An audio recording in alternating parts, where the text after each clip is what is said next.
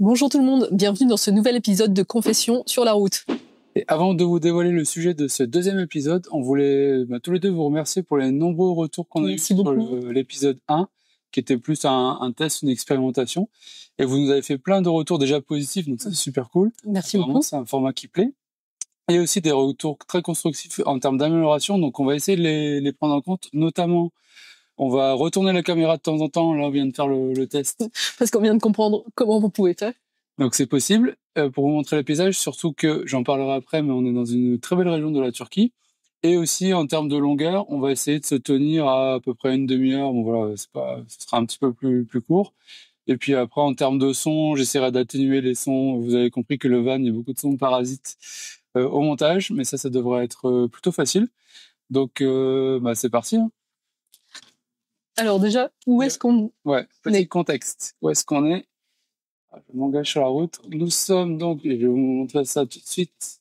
C'est peut-être même moi qui vais le montrer, parce que toi tu conduis. Voilà. Alors, nous sommes actuellement dans la région des monts Taurus en Turquie. Alors, vous allez apercevoir, pas tout de suite, mais des montagnes. Et en fait, c'est une chaîne de montagnes qui fait 600 km de large. Et là, on est à peu près, je pense... On est plutôt au nord-est, centrale de la chaîne de montagnes. Et en fait, pour la petite histoire, je remettrai après, on a dû faire un détour de quelques centaines de kilomètres parce qu'on a eu un chat malade. Du coup, il a fallu trouver un vétérinaire et il n'y en avait pas dans le coin. Donc, parce qu'en fait, on était évidemment au milieu des montagnes quand on a eu le problème avec Punky. Bon, heureusement, rien de grave, hein, on vous rassure, juste qu'il a dû manger quelque chose qu'il n'aurait pas dû, un problème de digestion. C'était un insecte ou une plante, le vétérinaire n'a pas su, mais en tout cas, c'était quelque chose qu'il n'aurait pas dû manger.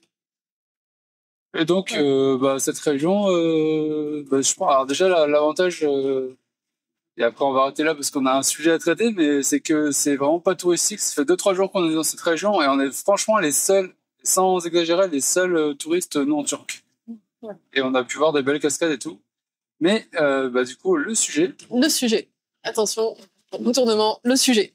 Alors, le sujet du jour de cet épisode 2, c'est la sécurité, la van life et la sécurité, en fait. Et on va vous parler de pas mal de choses, et notamment de la seule fois, c'est plus une anecdote, mais la seule fois où on a vraiment eu peur pour notre sécurité depuis notre départ. Et aussi, on va rebondir sur le documentaire Netflix qui est sorti sur le tragique fait divers avec Gabriel Petitot. Donc, pour le contexte, c'est un couple de van-lifers qui est parti faire un road trip aux États-Unis. Mais monsieur est revenu, mais s'est suicidé plus tard. Et la pauvre Gabrielle n'est jamais revenue. Voilà. On vous en reparlera. On vous en reparlera plus tard. D'abord, la sécurité. Donc, la sécurité...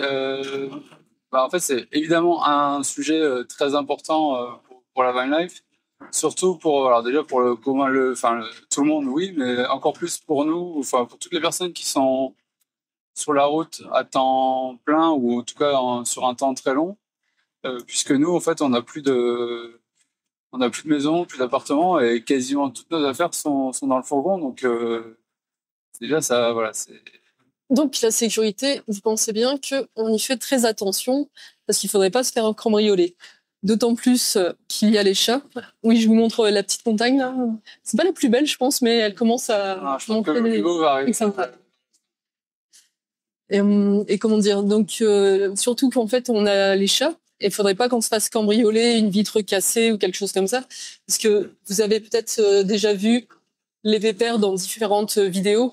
Bon, vous voyez bien qu'on est sur du pépère qui ne saurait pas se débrouiller tout seul très longtemps, en fait. Donc, ça rajoute une crainte supplémentaire. Parce que cambriolage, il y a les affaires, ce serait très ennuyant, mais on va dire, on a une assurance et tout. Donc, c'est clair que si les chats se sauvent, et je pense qu'ils se sauveraient, ce serait une autre paire de manches.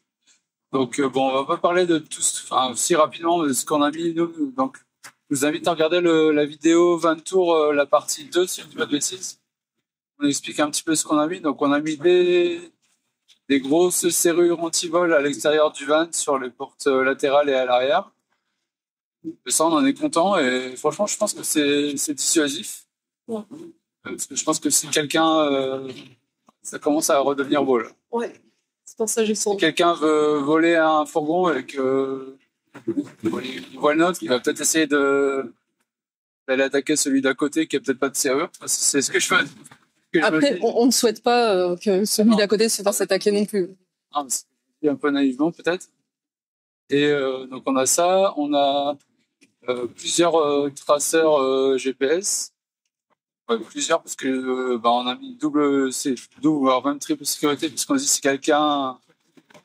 si les voleurs le trouvent, du coup s'ils en trouvent un, ils vont peut-être se dire c'est bon, on l'a trouvé alors qu'il y en a d'autres.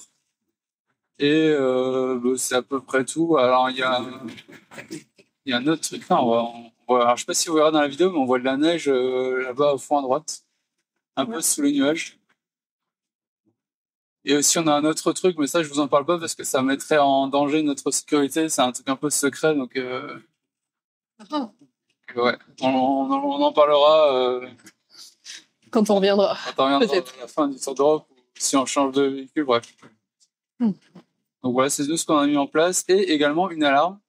Et c'est vrai que ça, on en a parlé dans aucune de nos vidéos. C'est une alarme, je sais plus c'est quoi la marque, c'est un truc allemand. En fait, c'est une alarme qui fonctionne par détection automatique. En fait, il y a pas de, enfin, on en a en plus, mais on n'est pas obligé d'avoir des contacteurs sur les portes et tout. En fait, dès qu'il y a une porte qui s'ouvre ou même à l'interno, ça se déclenche. Mais en fait, Et en fait, tu veux continuer là-dessus? Sur l'alarme qu'on met jamais en route?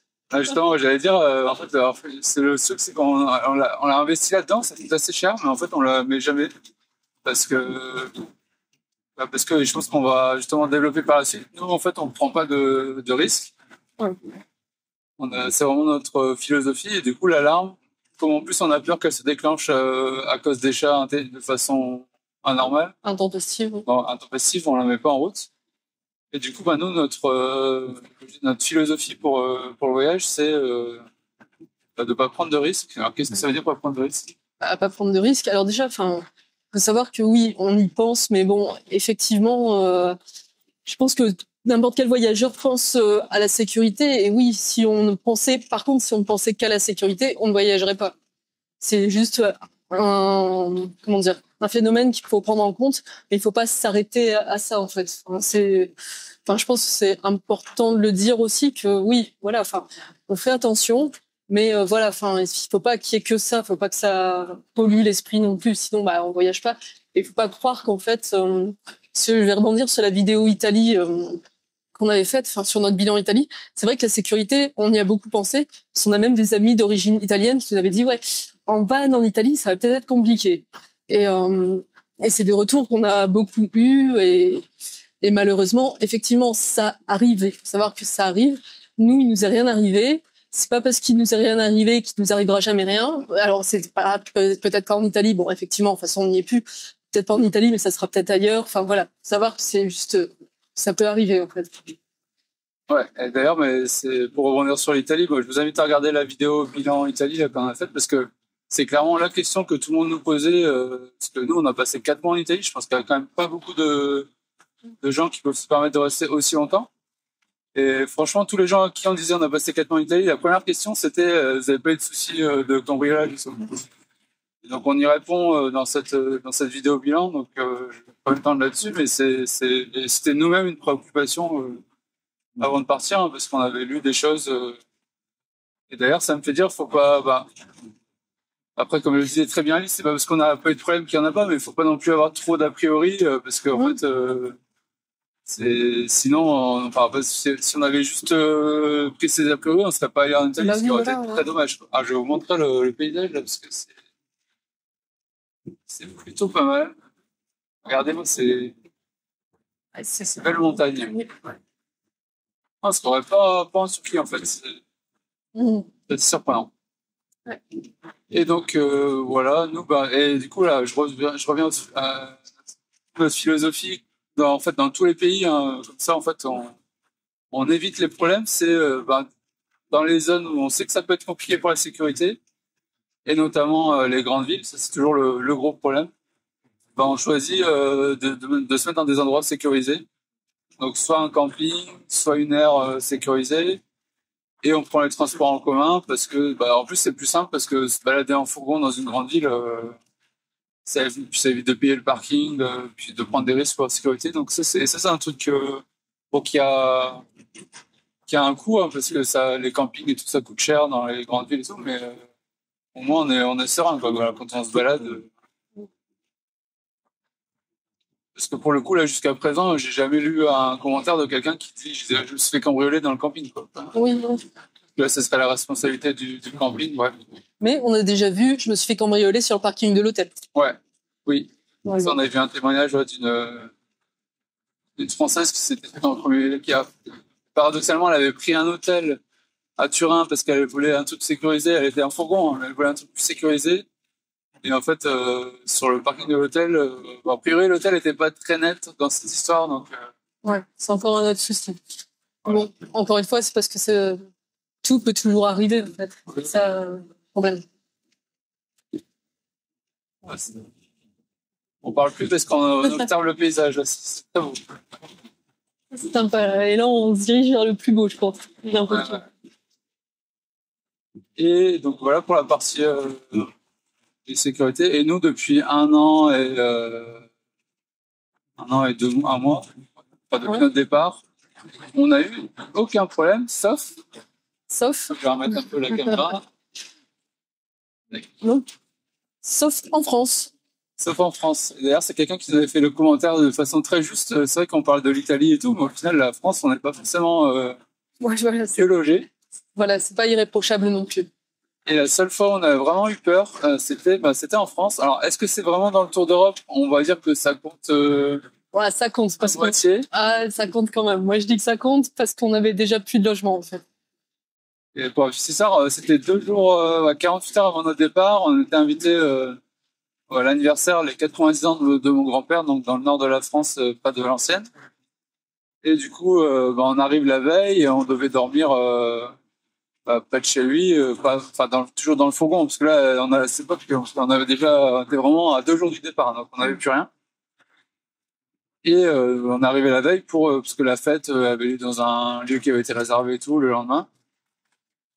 Et donc on se gare sur un petit parking à 50 mètres de chez mon grand-père. C'était un petit parking en gravier, parking des jardins ouvriers de la ville. Et c'est vrai que Alice m'avait dit que t'as dit que tu sentais pas, quoi. Voilà. Parce que j'ai toujours raison, c'est ça? Je dirais pas jusque là. Non, mais c'est vrai, en fait, la ville, c'est la ville de Marly. En fait, elle est connue, notamment, il y a une cité qui est connue pour être un peu craignos, voire beaucoup. Et c'est vrai on n'était pas dans la cité, hein, sinon on n'aurait pas pris spécial, mais on était pas trop loin, on va dire ça. Ouais. Mais bon, après, mon grand-père, il a jamais eu de soucis. Voilà. Après, c'est toujours pareil, c'est la faute à pas de chance aussi. Bon, et après, on n'était pas garé juste devant chez ton grand-père, on était garé un petit peu plus loin. Un petit peu plus loin, parce que juste devant, on pouvait pas, voilà. Mais bon, en fait, on était devant des jardins ouvriers qui, potentiellement, la nuit, se transforment en espèce de point de deal. Enfin, moi, c'est comme ça que je l'ai analysé. Là où on était, non, mais en fait, c'est un peu, parce qu'on était un peu en contrebas et un peu plus haut, il y avait un parking devant des habitations et tout, un petit parking. Et là, oui, pour le coup, c'est peut-être potentiellement, parce qu'on avait dû à un point de deal. Et bon, bref, et du coup, donc on dormait, à 3h du matin, on commence à entendre de la musique, des jeunes passablement éméchés qui gueulent, qui rigolent et tout. Bon, la musique forte, bon, c'est pas la première fois que ça nous arrive. On se dit, bon, on va attendre un peu. En général, ça passe, ils s'en vont et tout. Bon, sauf que là, ils avaient pas l'air de vouloir partir. Et surtout, ils ont commencé à venir taper dans le van, en fait. Déjà, ouais, on les entendait vraiment proches. Donc, c'est-à-dire qu'ils tournaient autour du van. La curiosité, c'est vrai qu'on était seuls sur le parking, on était un peu visibles. Hein. Et le pire, voilà, c'est qu'à un moment donné, il y en a un qui commence à gueuler, je sais plus exactement, mais est-ce que vous êtes là, machin, quelqu'un, et puis qui commence à taper sur le van. Ouais. Alors là, c'était pas très engageant en fait de rester. Ouais, non. Du coup, là, pourquoi on a vraiment eu peur? Parce que la dernière fois que quelqu'un s'était frotté comme ça au van, c'était des moutons en Écosse, donc rien à voir. Et je vais remettre un peu la caméra.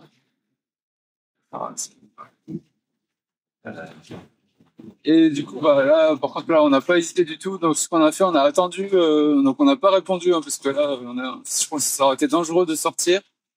on a attendu qu'il s'éloigne un peu. Moi, je me souviens, j'étais en pyjama et tout. En pleine nuit, on était tous les deux en pyjama. En février, il faisait froid, bref. J'ai pas cherché, je me suis mis au volant. J'ai attendu un peu qu'ils s'éloignent. J'ai regardé dans le rétro. Je voyais ils étaient retournés sur leur parking un peu plus haut, là. Et là, j'ai allumé les phares. Et du coup, dès qu'on a allumé les phares, ils ont vu qu'il y avait quelqu'un, hein, du coup.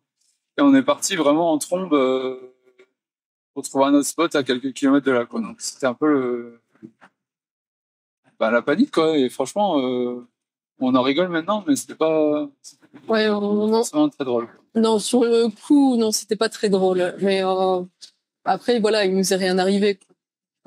Non. Je pense qu'on a eu le bon réflexe, hein, de toute façon. Parce que oui, toi, tu conseilles toujours de te garer de façon à pouvoir partir le plus vite possible s'il y a un souci. Ouais, justement, j'allais y venir, du coup. J'en profitais pour donner quelques conseils. Alors, c'est pas nous forcément qui les avons inventés, mais on commence à avoir un peu d'expérience. Déjà sur le choix des spots. Évidemment, en dehors de grandes villes et tout, on regarde toujours bien les commentaires sur Park4Night et tout, parce que même un spot qui peut avoir l'air ok, des fois, nous on connaît pas la région, on connaît pas le pays, c'est peut-être un point de rendez-vous de jeunes, etc. Enfin, ou un truc espagnol, quoi. Donc bien regarder les commentaires, même si encore une fois, c'est pas parce que ça a rien passé, ou à l'inverse, des fois on avait des commentaires, les gens disent j'ai pas bien dormi, il y avait des jeunes et nous on a eu zéro problème. Ouais. Mais ça donne quand même une indication.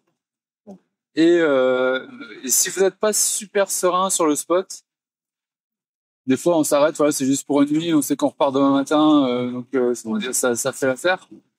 C'est se mettre toujours dans le van en position, le nez vers la route et tout, pour que si jamais vous devez partir en urgence, comme nous on a eu le cas en France, que vous puissiez partir direct sans avoir besoin de faire de manœuvre. Et pareil, mettez pas les cales et tout. Enfin, bref, faut que ça soit plat, quoi. Ou si vous avez un truc sur le pare-brise à l'extérieur, enfin, en gros, faites en sorte que vous puissiez partir rapidement, quoi. C'est plutôt une bonne pratique. Ouais. Oups. Et là, je retourne parce que on s'approche est en train de tomber dans les larmes. Parce que oui, la route est pas. Alors, on est sur la route de montagne. Je pense que le son du coup va être assez compliqué. Ouais, c'est pareil. Donc ça, c'est un premier conseil. Après, encore une fois, c'est encore mieux de pas choisir des spots de te serein. Hein. Après, je sais que ça peut être bien aussi. C'est des fois, je sais on voit pas mal de gens qui le font. Nous aussi parfois, c'est de se mettre. Ça bouge. De se mettre avec d'autres véhicules en fait. Parce que si vous êtes tout seul isolé, forcément ça peut être plus tentant pour un potentiel voleur ou délinquant que si un groupe. Ouais, ça peut. C'est vrai que des fois on se demande quand on est garé, il y a quelqu'un qui vient se garer, il y a 20 000 places, il va se mettre pas loin de nous, mais en fait on peut comprendre, quoi. Et d'ailleurs, j'en profite pour rebondir sur un truc. C'est vrai que sur la sécurité, je l'ai pas dit, mais nous, au-delà du fait qu'on a toutes nos affaires, on sait aussi parce que justement les camping-cars, les fourgons aménagés, en fait, on voit tout de suite du premier coup que c'est un truc aménagé, qu'il y a des affaires dedans, et du coup, c'est beaucoup plus attractif pour un potentiel voleur qui sait qu'il y a beaucoup d'affaires dedans, contrairement à une voiture. Après, il peut aussi essayer de voler le véhicule, hein, mais c'est encore un aspect. Voilà, on va retourner. Alors, la caméra. Ouais, vous allez peut-être avoir un petit peu le mal de mer. Hein. Elle est censée se remettre droite, mais. C'est pas. Ça fera l'affaire. Comme on l'a dit, hein, les confusions sur la route, c'est plus pour écouter que pour regarder. Et deuxième conseil sur les spots, c'est éviter d'arriver sur un spot la nuit. Alors, je dis ça, on est arrivé sur un spot la nuit hier soir. Voilà, on n'avait pas trop chaud parce qu'on a un peu été au vétérinaire en urgence. Et, mais c'est quand même mieux d'éviter parce que on peut avoir des mauvaises surprises. Vous voyez pas très bien l'environnement. Vous pouvez peut-être rouler sur des trucs, des bouts de verre, des machins. Ou alors c'est un truc où vous risquez de vous embourber. Enfin, voilà. Et les quelques fois où ça nous est arrivé, ça, c'est un peu posé de problème. Je crois que je vais faire un petit arrêt pour resserrer la caméra parce que Ouais. ça va pas le faire. Bon, nous voilà de retour. On a essayé de ouais, parce on peut pas vous montrer, mais c'est vraiment un truc. On a attaché la caméra. On n'a pas encore Comme on a pu. ouais, d'accessoires pour bien l'attacher. On essaiera d'en trouver un parce que c'est pas évident. Bref. Donc voilà, je récapitule du coup les recommandations. Bah, se mettre toujours dans le bon sens. Les spots la nuit, bah, éviter si possible. Ça peut être problématique. Et sinon, bah, pas hésiter à regarder les commentaires, les machins. Et puis sinon, si vous avez en fait, tout simplement, des fois, si vous avez un doute, vous demandez aux gens si c'est autorisé, en fait. Ouais. Oups, juste, je te coupe pour retourner, et là, parce que c'est quand même pas mal. Mais continue. Mais après, pour revenir à ce que disait Alice au tout début, finalement, faut pas vivre. Enfin, en tout cas, est-ce que la van life est dangereuse, plus dangereuse que la vie sédentaire? Moi, je dirais non. Sauf, on revient un peu à ce qu'on disait sur la vidéo Italie. Il faut faire preuve de bon sens. Si vous faites n'importe quoi et que vous vous garez n'importe où, que vous respectez pas les réglementations et tout, ben forcément. Il y a ça, mais il y a aussi le fait que t'as pas de chance aussi parfois. Tu vois. Oui, après, voilà. Voilà, comme je crois que je l'ai déjà dit, mais c'est pas parce qu'il nous est jamais rien arrivé qu'il nous arrivera jamais rien. Donc, des fois, c'est comme ça. Quoi. Ah bon, bref, je plombe l'ambiance. Non, puis il y a des pays où, en fait, alors ça nous est pas encore arrivé. Par exemple, la Turquie où on est en ce moment, on a lu que, alors il y a souvent des checkpoints où les policiers nous arrêtent. Ça nous a déjà arrivé 2 fois. Ouais, j'allais dire Ils 2 ou 3 demandent juste fois. les papiers et puis c'est ok. Mais j'ai lu aussi que sur les spots van life et tout, pour la nuit, bah, ça arrive souvent que la police vienne voir les gens. Et c'est vrai que nous, le réflexe quand il se passe ça, c'est de dire ils vont nous dire de dégager, on va se prendre une amende et tout. Alors, en Turquie, apparemment, c'est non, ils demandent juste si tout va bien. Et même si des fois ils disent même aux gens, maintenant, reste pas ici, c'est considéré comme dangereux, comme endroit et tout. Donc je trouve que c'est plutôt pas mal. Après ça, qu'il y a des pays où c'est plus ouais, on sent que les vannes et tout, c'est pas les bienvenus. Ça, c'est des autres. Mais là, c'est pas un problème de sécurité, c'est un problème de législation, de réglementation et tout quoi.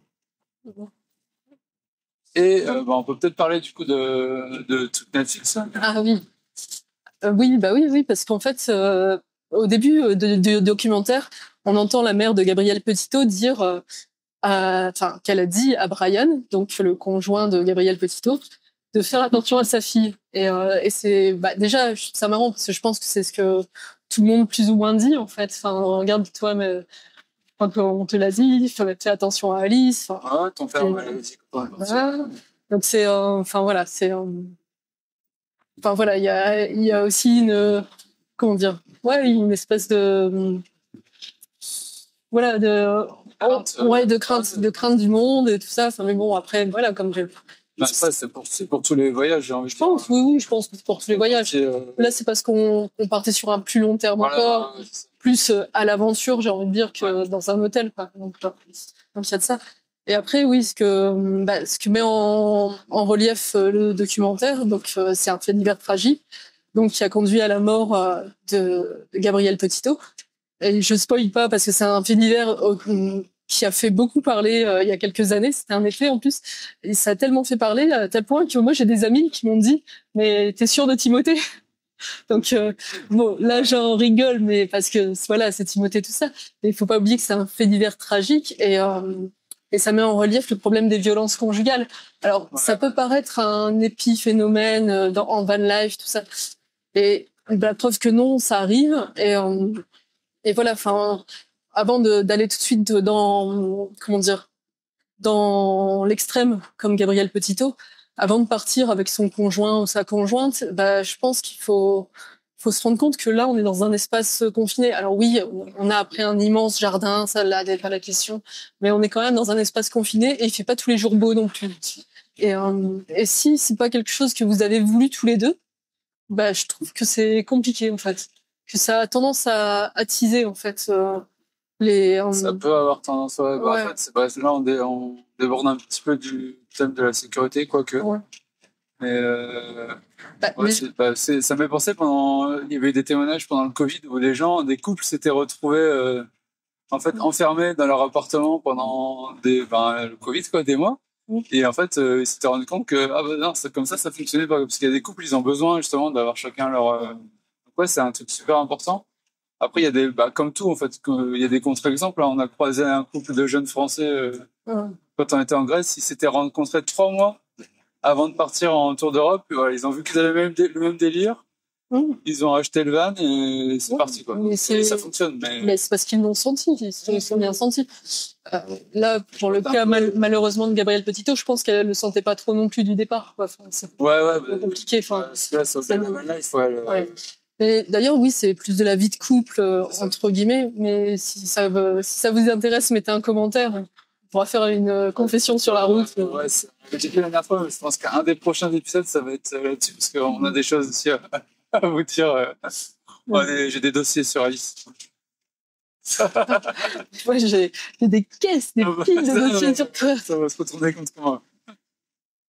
Du coup, c'est vrai que ça peut exacerber certains trucs. Donc voilà, enfin en tout cas, il faut bien du courage, je pense, enfin voilà, aux victimes de violences conjugales, qu'elles soient féminines ou masculines. Et donc voilà, enfin il faut bien du courage. Ouais, qu'on ne maîtrise pas et voilà, enfin il faut en avoir conscience. Voilà.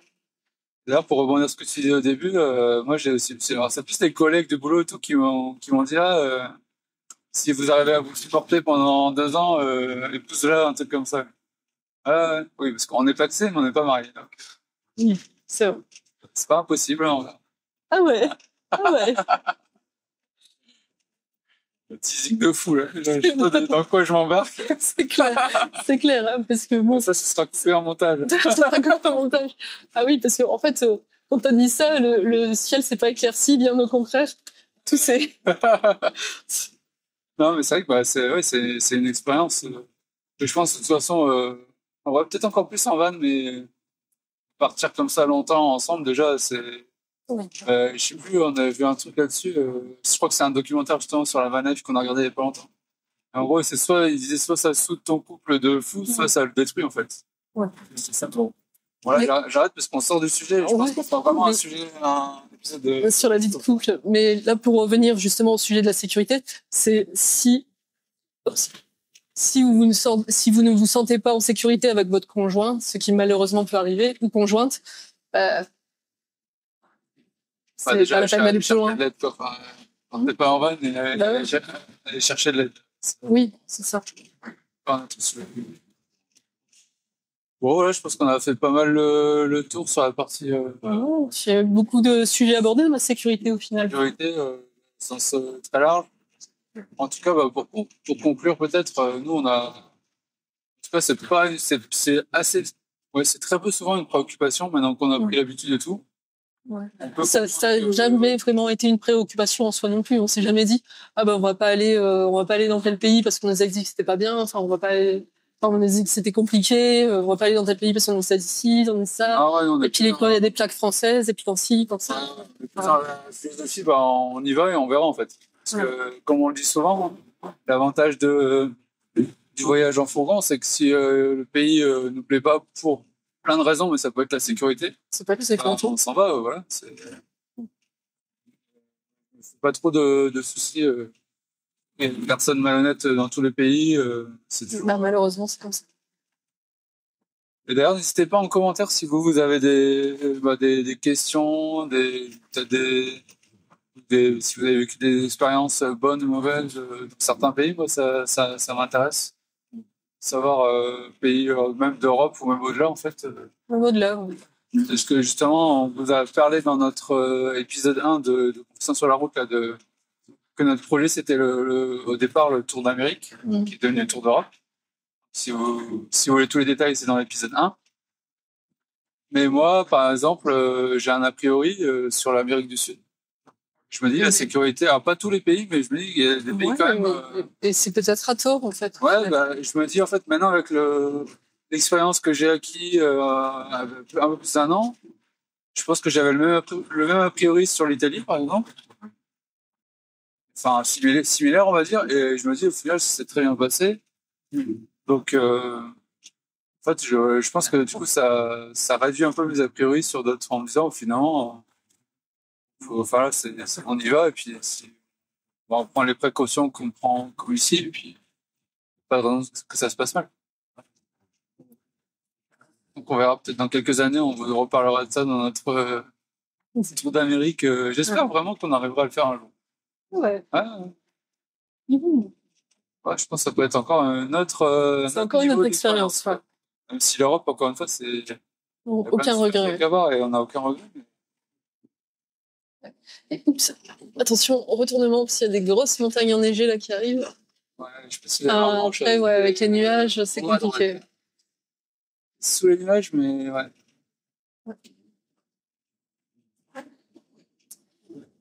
Bon, bah, on va conclure donc. Eh bien, merci d'avoir regardé cette vidéo. N'hésitez pas à mettre un pouce si ça vous a plu. Et bah, si vous avez encore d'autres commentaires sur ce format qui reste relativement nouveau, bah, n'hésitez pas, hein, parce que les commentaires sur le premier épisode, comme on le disait au début, étaient très, très intéressants et très constructifs pour nous, en fait. Bonnes idées, donc n'hésitez pas si vous en avez. Je pense également, c'est pas encore sûr, mais on va essayer de décliner aussi ce format en podcast. Donc si ça peut, parce qu'il y a pas mal de gens qui nous ont dit, et à raison, parce que moi je pense que c'est plus un truc qui s'écoute que qui se regarde. Enfin, ça peut être les deux, quoi. Ouais, surtout que maintenant on arrive à retourner la caméra. Ouais, c'est ça. Bah, dites-nous si ça peut vous intéresser en podcast, parce que alors c'est un truc que je maîtrise pas du tout, mais j'imagine qu'il y a moyen de transformer. Ce sera en plus de la vidéo. Donc si ça vous intéresse, bah, dites-le nous en commentaire. Moi, si on a beaucoup de gens qui sont intéressés, on essaiera de le faire assez rapidement. Et bah, comme d'habitude, hein, les petits pouces qui va bien. Abonnez-vous à notre chaîne, c'est pas encore le cas, parce qu'on a encore plein de choses. Puis ben, si ça vous intéresse, au-delà de nos compétitions sur la route, d'avoir des vidéos plus sur le voyage, sur les destinations, les pays d'Europe, on a plein de playlists. Donc, c'est pas à jeter un coup d'œil à notre chaîne. On a déjà fait, je sais plus combien, mais beaucoup de vidéos. On est assez productifs, on s'éclate bien, donc voilà. Merci beaucoup. Et bah, puis nous, il est temps de dire. Bah, on est parti quand même.